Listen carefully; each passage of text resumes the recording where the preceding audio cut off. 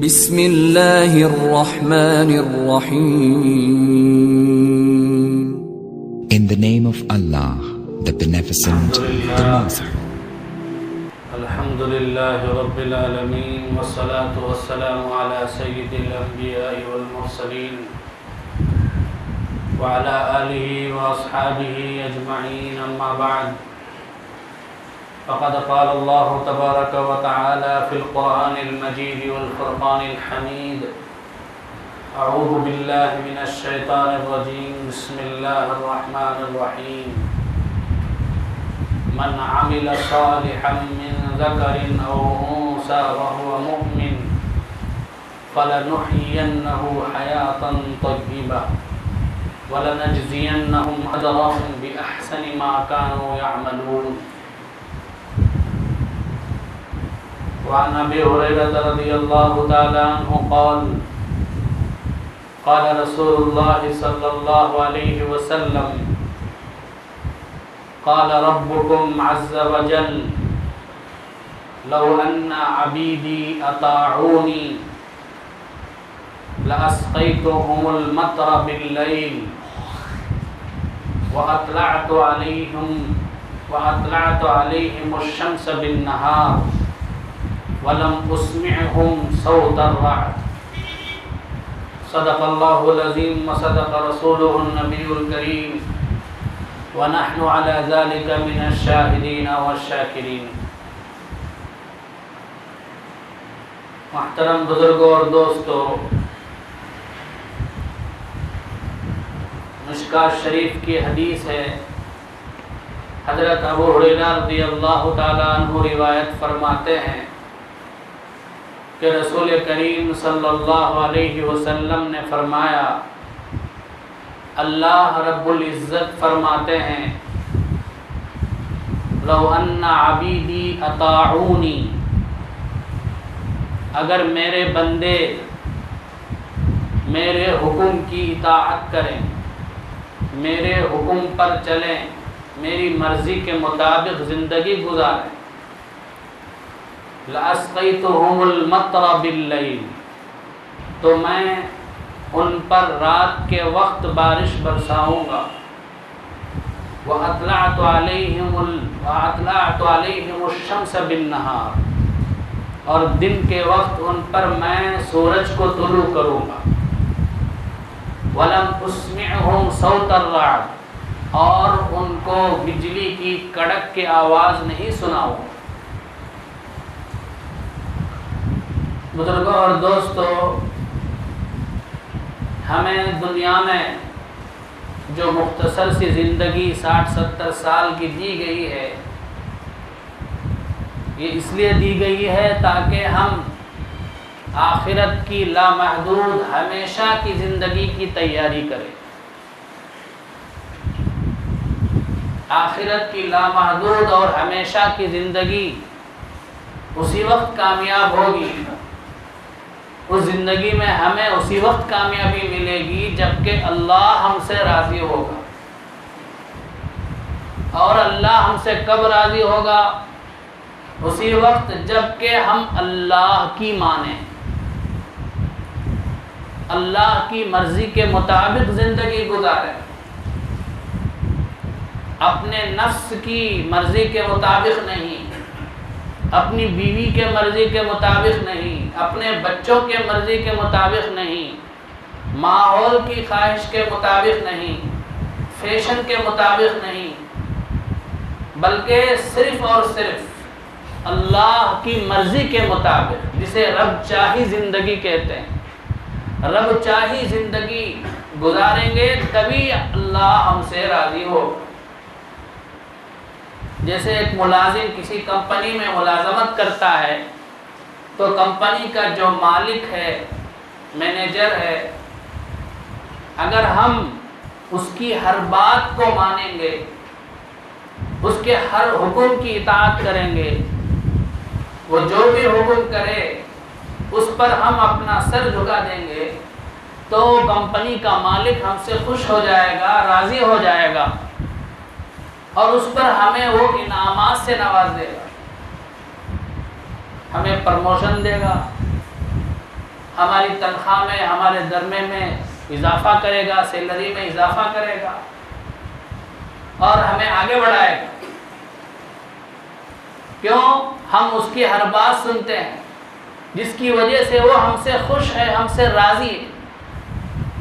اسی طرح بزرگوں اور دوستوں، اگر ہم مالکوں کا مالک، بادشاہوں کا بادشاہ، احکم الحاکمین، آسمان و زمین کے مالک، ہم سب کا خالق، ہم سب کا رب، اگر ہم اس کی اطاعت کریں، اس کے ہر حکم کو مانیں، اس کی مرضی کے مطابق زندگی گزاریں، تو اللہ تعالی ہمیں انعامات سے نوازتا ہے۔ دنیا میں بھی انعامات سے نوازتا ہے، آخرت میں تو ہے ہی بے شمار انعامات جو اللہ کی مرضی کے مطابق زندگی گزارنے والوں کے لیے اللہ نے تیار کر رکھی۔ یہ جو حدیث میں نے آپ کے سامنے پڑھی، اس حدیث میں اللہ تبارک و تعالی نے نقد انعام، اللہ کی مرضی کے مطابق رب چاہی زندگی گزارنے والوں کے لیے نقد انعامات کا اعلان کیا ہے، وعدہ کیا ہے۔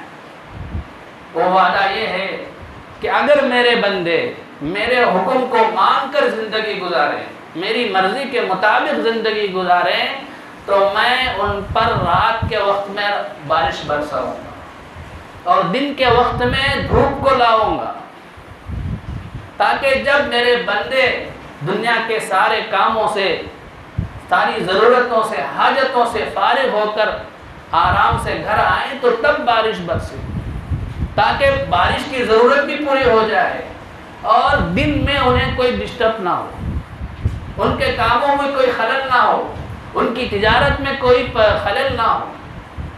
اس لیے میں راتوں میں بارش برساؤں گا اور دن کے وقت میں ان پر دھوپ کو لاؤں گا، حتیٰ کہ انہیں میں بجلی کی کڑک کی آواز بھی نہیں سناؤں گا، کیونکہ اس سے خوف پیدا ہوتا ہے، ڈر پیدا ہوتا ہے، تاکہ میرے بندے نہ ڈریں۔ خلاصہ یہ ہے کہ جب ہم رب چاہی زندگی گزارتے ہیں تو رب العالمین ہماری راحت کا اتنا انتظام کرتا ہے، ہمارے آرام کا اتنا خیال کرتا ہے کہ ہمیں دنیاوی زندگی میں کسی قسم کی پریشانی نہ ہو اور ہماری پانی کی ضرورت بھی پوری ہو جائے، اس لیے راتوں میں بارش برساتا ہے اور دن میں دھوپ کو لاتا ہے۔ اللہ کا کرم ہے، اللہ کا فضل ہے، ہمارے شہر مدراس میں چند دنوں سے ایسے ہی بارش ہو رہی، پتہ نہیں کون سے اللہ والے رب چاہے زندگی گزارنے والے ہیں جن کے طفیل میں یہ ہو رہا ہے، تو ہمیں بھی ان کی طرح زندگی گزارنے کی اللہ توفیق عطا فرمائے۔ تو بہرحال کہنے کا مطلب یہ ہے کہ بے وقت اگر بارش ہو تو سارا نظام درہم برہم ہو جاتا ہے، ٹھپ پڑ جاتا ہے، ملازمت کے لیے جا نہیں سکتے، کمپنی کو جا نہیں سکتے، تجارت کو جا نہیں سکتے، دکان کھول نہیں سکتے، بچے اسکول نہیں جا سکتے، کالج نہیں جا سکتے، سارا نظام ٹھپ پڑ جاتا ہے جب بے وقت کی بارش ہوتی ہے، حد سے زیادہ بارش ہوتی ہے۔ تو اللہ کا وعدہ ہے کہ میرے بندے جب میرے حکم کی اطاعت کریں گے تو میں ان کے من کے مطابق، ان کی خواہش کے مطابق ان کی ضرورتوں کا خیال رکھوں گا، ان کی حاجتیں پوری کروں۔ ایک بزرگ فرماتے ہیں اللہ کے ناراض ہونے کی 3 علامتیں۔ نمبر 1، بے وقت بارش ہونا، بے وقت، بے ضرورت، پہلے ہی سے پانی موجود ہے، بے وقت بے ضرورت جب بارش ہوتی ہے تو مطلب یہ ہے کہ اللہ ہم سے ناراض ہے۔ دوسرا، بے وقت کم حیثیت لوگوں کے ہاتھ میں حکومت کا ہونا، سوسائٹی میں، معاشرے میں جن کی کوئی حیثیت نہیں، جن کی کوئی وقعت نہیں، جن کی کوئی اہمیت نہیں، ویسے لوگوں کے ہاتھ میں حکومت کی باغ دوڑ آ جائے تو مطلب یہ ہے کہ اللہ ہم سے ناراض ہے۔ تیسری بات، بخل اور کنجوسی کرنے والوں کو دولت کا ملنا، کنجوس ہیں، ایک نمبر کے مکھی چوس ہیں، ویسے لوگوں کے ہاتھ میں اگر مال آ جائے، دولت آ جائے تو مطلب یہ ہے کہ اللہ ناراض ہے۔ ایک واقعہ لکھا ہے، حضرت عطا سلمی رحمت اللہ علیہ فرماتے ہیں ہمارے شہر میں ایک مرتبہ قحط ہو گیا، پانی کی وجہ سے پورے شہر والے تڑپ رہے تھے، بلک رہے تھے، دور دور تک پانی کا نام و نشان نہیں تھا۔ اس لیے پورے گاؤں والے نماز استسقاء پڑھنے کے لیے شہر کے باہر نکلے۔ میں بھی ان میں تھا۔ راستے میں جاتے ہوئے قبرستان کے پاس سے گزرا، وہاں حضرت سعدون مجذوب رحمۃ اللہ علیہ موجود تھے، ان سے ملاقات ہوئی۔ انہوں نے پوچھا، اے آقا کہاں جا رہے لوگ؟ تو میں نے کہا کہ بارش کی قحط ہے، اس کے لیے دعا کرنے کے لیے، نماز استسقاء کے لیے لوگ باہر جا رہے ہیں۔ تو حضرت مجذوب رحمۃ اللہ علیہ نے پوچھا، کس سے دعا مانگیں گے؟ کون سے دل سے دعا مانگیں گے، آسمانی یا زمین؟ حضرت عطا نے کہا کہ آسمانی دل سے دعا مانگیں گے۔ تو حضرت سعد المجذوب رحمۃ اللہ علیہ نے فرمایا، لوگوں سے کہہ دو کھوٹے سکے نہیں چلتے، پرکھنے والا سب کچھ دیکھ رہا ہے۔ کھوٹے سکے نہیں چلتے، پرکھنے والا سب کچھ دیکھ رہا ہے۔ اس کے بعد آسمان کی طرف نگاہ اٹھا کر بزرگ نے دعا فرمائی کہ اے اللہ، اپنے گنہگار بندوں کی وجہ سے اس شہر کو برباد مت فرما۔ اپنے ان پوشیدہ ناموں کے طفیل میں جو تیرے پاس چھپے ہوئے ہیں، اور ان نعمتوں کے طفیل میں جو ابھی بھی پردہ غیب میں ظاہر نہیں ہوئے ہیں، ہم پر میٹھا پانی برسا، ہم پر بارش برسا۔ لکھا ہے کہ انہوں نے دعا بھی ختم نہیں کی، زوردار بارش ہو۔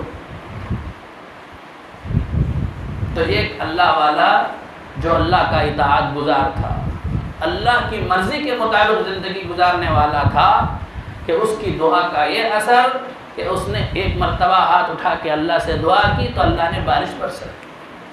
یہ ہے رب چاہی زندگی گزارنے کا انعام۔ اور ایک آیت میں اللہ فرماتے ہیں، من عمل صالحا من ذکر او انثى وهو مؤمن فلنحيينه حیاتا طیبہ۔ جو بھی شخص چاہے مرد ہو چاہے عورت ہو، نیک کام کرتا ہے، رب چاہی زندگی گزارتا ہے۔ نیک کام کیا ہے؟ رب چاہی زندگی گزارتا۔ تو اللہ کہتے ہیں میرا وعدہ ہے فَلَنُحْيِيَنَّهُ حَيَاةً طَيِّبَةً، میں اسے خوشگوار زندگی عطا کروں گا، خوشحال زندگی عطا کروں گا۔ خوشحال زندگی کا یہ مطلب ہم سمجھتے ہیں کہ مال دولت خوب مل جائے گی، ایسا نہیں ہے۔ اللہ جو بھی دیا ہوگا اس پر وہ اللہ کا شکر ادا کرتے ہوئے، صبر کرتے ہوئے زندگی گزارے گا۔ اسے کہتے ہیں حیاتن طیبہ، قناعت کی زندگی۔ اللہ جو دے اس پر بس کر لینا، اللہ جو بھی دیا ہے اللہ کروڑوں سے بہتر ہے، یہ سوچتے ہوئے زندگی گزارنا، یہی سب سے بڑی مالداری ہے۔ اللہ کے نبی نے فرمایا لیس الغنی عن کثرت الارض، مالداری ساز و سامان دولت مال کے زیادہ ہونے کا نام نہیں ہے، ولیکن الغنی غنی النفس، مالداری تو دل کی مالداری ہے۔ دل اگر مالدار ہو جائے کہ بس مجھے بہت کچھ مل گیا تو انہیں سب سے بڑا مالدار۔ دل میں ابھی بھی حرص ہے کہ مجھے کچھ بھی نہیں ملا تو سب سے بڑا فقیر ہے وہ۔ آج کل دیکھ سکتے ہیں جتنے بھی بڑے مالدار ہیں وہ ایک کے اوپر ایک کے اوپر ایک دکانیں کھولتے جا رہے ہیں، کمپنیاں کھولتے جا رہے ہیں۔ کیوں؟ حرص ختم نہیں ہوتی۔ مشہور حدیث ہے لوکان وادیانی لابن آدم من ذهب لابتغى ثالثا، انسان کے پاس سونے کے 2 پہاڑ ہوں، اس کی خواہش ہوگی کہ تیسرا پہاڑ بھی مل جائے۔ اس کے حرص کو قبر کی مٹی ہی بھرے گی، اس کے حرص کے پیٹ کو۔ تو یہ قناعت کی زندگی اللہ تعالیٰ فرمائے۔ تو یہ نقد انعامات ہیں رب چاہے زندگی گزارنے کے، اور آخرت کے انعامات بے شمار ہیں۔ بخاری شریف کی حدیث ہے، اللہ کے نبی صلی اللہ علیہ وسلم نے فرمایا، اللہ پاک فرماتے ہیں اعددت للعباد الصالحین ما لا عین رأت ولا اذن سمعت ولا خطر علی قلب بشر، میں نے میرے نیک بندوں کے لیے میری مرضی کے مطابق زندگی گزارنے کے لیے ایسی چیزیں تیار کر رکھی ہیں جن کو کسی آنکھ نے بھی نہ دیکھا ہوگا، کسی کان نے بھی نہیں سنا ہوگا، کسی کے دل میں بھی گزرا نہیں ہوگا، وہی سی قیمتی چیزیں میں نے اپنے نیک بندوں کے لیے، اپنی میری مرضی کے مطابق زندگی گزارنے والوں کے لیے تیار کر رکھی۔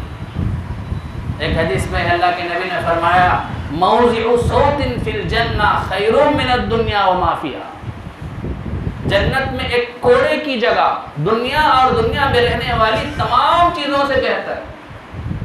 پہلے زمانے میں قافلے کے ساتھ سفر میں جاتے تھے، تنہا نہیں جاتے تھے، ایک قافلہ جاتا تھا، کیونکہ ڈاکوؤں کا بڑا خطرہ تھا۔ کہیں جا کے ٹہرتے تو ٹہرنے والا اس کو جو جگہ پسند ہوتی اس جگہ میں اپنا کوڑا ڈال دیتا تھا۔ اس کا مطلب یہ تھا کہ وہ جگہ اس کے لیے ریزرو ہے۔ اب اس کے رہنے کے لیے چھوٹی سی جگہ ریزرو ہو گئی، خاص ہو گئی، اس کے بارے میں اللہ کہتے ہیں کہ جنت میں اتنی جو جگہ ہوگی وہ جگہ دنیا اور دنیا میں رہنے والی تمام چیزوں سے بہتر ہوگی۔ اور ایک حدیث میں فرمایا لو ان امرأة من نساء اہل الجنہ اطلعت الی الارض، جنت کی حوروں میں سے کوئی حور تھوڑا سا جھانک کر دیکھے زمین کی طرف، لأضاءت ما بینہما، آسمان و زمین کا جو درمیانہ حصہ ہے وہ روشنی سے بھر جائے گا۔ صرف جھانک کر دیکھنے سے اس کا یہ اثر ہوگا کہ پوری دنیا روشن ہو جائے گی، زمین اور آسمان کے درمیان کا پورا حصہ جو ہے روشن ہو جائے گا۔ وَمَلَأَتْ مَا بَيْنَهُمَا رِيحًا، صرف اتنا دیکھنے سے زمین آسمان کے درمیان کا حصہ خوشبو سے معطر ہو جائے گا۔ پوری زمین میں، پوری دنیا میں، پوری کائنات میں خوشبو پھیل جائے گی صرف جھانک کر دیکھنے سے۔ وَلَنَسِيفُهَا عَلَى رَأْسِهَا خَيْرٌ مِّنَ الدُّنْيَا وَمَا فِيهَا، اس حور عین کے سر پر رہنے والا دوپٹہ وہ دنیا اور دنیا میں رہنے والی تمام چیزوں سے بہتر ہے۔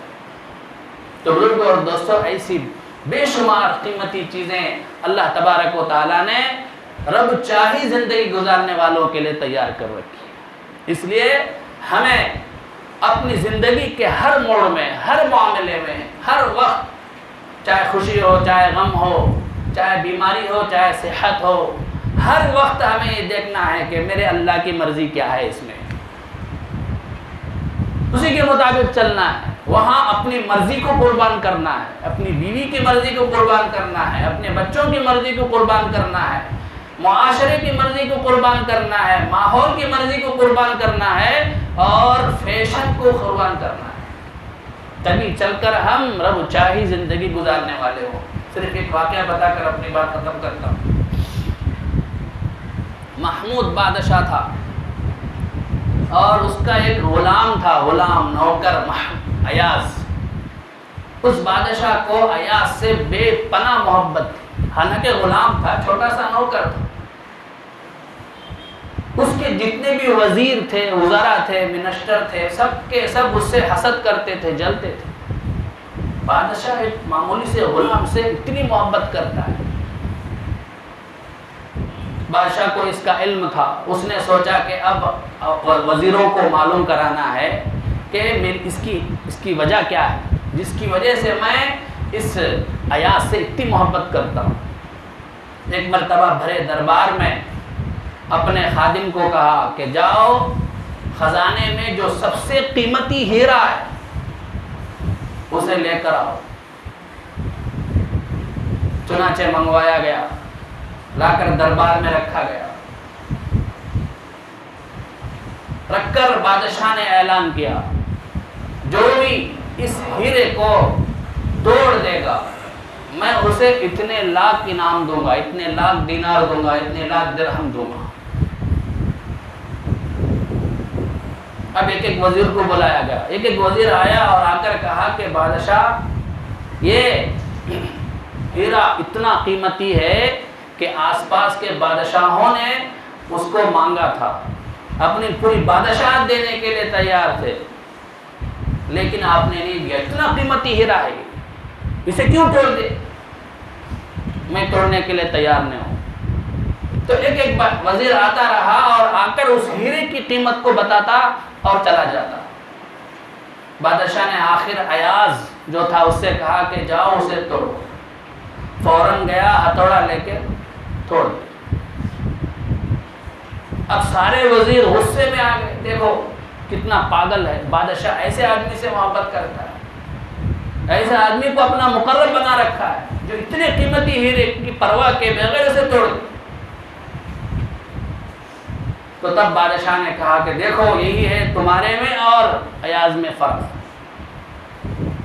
تمہارے نزدیک میرے حکم کی کوئی وقعت نہیں تھی، اہمیت نہیں تھی، اس ہیرے کی قیمت تھی، جس کی وجہ سے تم نے میرے حکم کو رون دیا، میرے حکم کو پیٹ پیچھے ڈال دیا، میرے حکم کی کوئی پرواہ نہیں کی اور ہیرے کو تم نے قیمت جان لیا، میرے حکم کو تمہارے پاس کوئی قیمت نہیں، کوئی قدر نہیں۔ لیکن یہ جو ہے ایاز غلام، اس کے نزدیک میرے حکم کی اہمیت ہے، اس کے نزدیک ہیرے کی کوئی قیمت نہیں ہے، کوئی وقعت نہیں ہے۔ اسی لیے اب سمجھ میں آیا کہ اسی لیے میں اس غلام سے، اس ایاز نامی غلام سے میں محبت کرتا ہوں، چاہتا ہوں۔ تو بزرگوں اور دوستوں، اسی طرح ہمارے سامنے کتنی بھی قیمتی چیز کیوں نہ ہو، لیکن دوسری طرف اللہ کا حکم ہو تو ہمیں اللہ کا حکم ہی سب سے قیمتی ہونی چاہیے۔ اللہ کے حکم کو انجام دینے کی وجہ سے ہمارے لاکھوں روپے کو نقصان ہی کیوں نہ ہو، ہمیں اپنی بیوی کے خواہش کے خلاف ہی کرنا کیوں نہ پڑے، اپنے بچوں کے خلاف ہی، خواہش کے خلاف ہی کرنا کیوں نہ پڑے، فیشن کے خلاف ہی جانا کیوں نہ پڑے، ہمیں اللہ کا حکم جو ہے سب سے قیمتی ہونا چاہیے، اس کی ہمارے اندر قدر ہونی چاہیے۔ اللہ تبارک و تعالی ہم میں سے ہر ایک کو اللہ کے حکم کو سب سے اوپر رکھ کر زندگی گزارنے کی توفیق عطا فرمائے، اور ہم میں سے ہر ایک کو رب چاہی زندگی گزارنے کی توفیق عطا فرمائے۔ آمین و آخر دعوانا الحمدللہ۔